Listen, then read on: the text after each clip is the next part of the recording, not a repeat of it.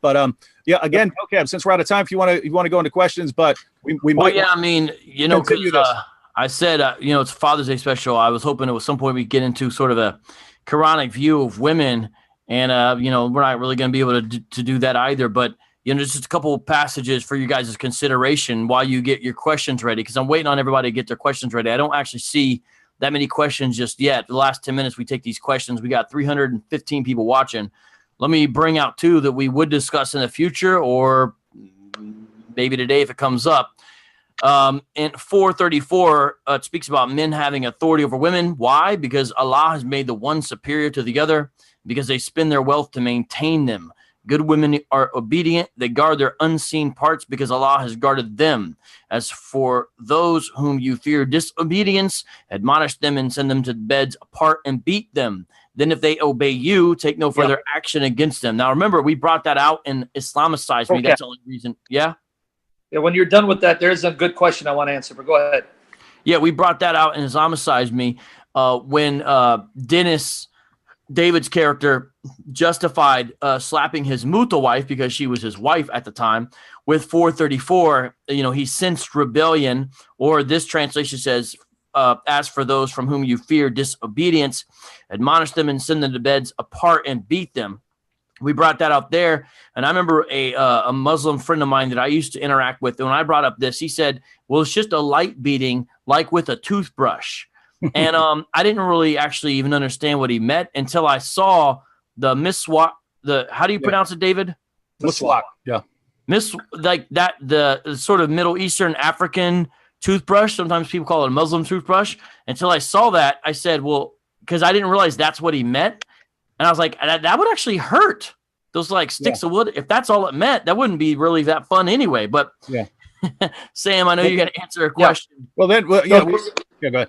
Go ahead. No, you want to make your comment, Dave? I just wanted to say that's ridiculous. We know that the origin of the revelation was that a woman's husband had slapped her in the face, and she wanted justice from Muhammad, and Muhammad was going to rule in her favor, which would have meant that there would be retaliation. That's when Allah revealed, no, if you even fear rebellion from your wife, then you can beat her. And so the origin of this revelation was a slap in the face. But apart from that, we see even in Bukhari that a woman was beaten until her skin turned green, right? Aisha said, look, her skin is greener than her clothes. And she came to Muhammad for justice. How are you going to stop my husband from beating me until my skin turned green? Aisha said, I have not seen any woman suffering as much as the believing women. This is Aisha, the mother of the faithful, Muhammad's favorite wife, his child bride, saying that Muslim women were suffering more than pagan women, than Christian women, than Jewish women. They were suffering the worst. And they came to Muhammad trying to get justice for a woman whose skin had been beaten green, and Muhammad condemned her for being a bad wife and sent her away without justice. So the idea that this just refers to a toothbrush, that must be one heck of a toothbrush if you're beating a woman till her skin turns green. We can't. Kendra Smith asks, why do Muslims say a light beating? Is there any justification for it from the Muslim sources at all? None. Well, there is a distinction between you do have, don't beat your wife as you beat your slave and then come to bed with her and things like that. So I think there is a distinction between the kind of beating that you would beat someone and like break bones and do permanent physical damage to. And in the Muslim sources, a light beating is where you don't do that, right? You're not doing permanent physical damage to someone. You're just hurting the person with the beating. Maybe you're leaving a bruise. Maybe you're hitting Aisha in the chest, which Muhammad did according to Sahih Muslim. He hit Aisha in the chest. Well, he wasn't fully disclosing the truth about something. So I think it's situations like that where you beat your wife like that, and that's a light beating. But the problem is Muslims will say something like, it's not this heavy beating, it's a light beating.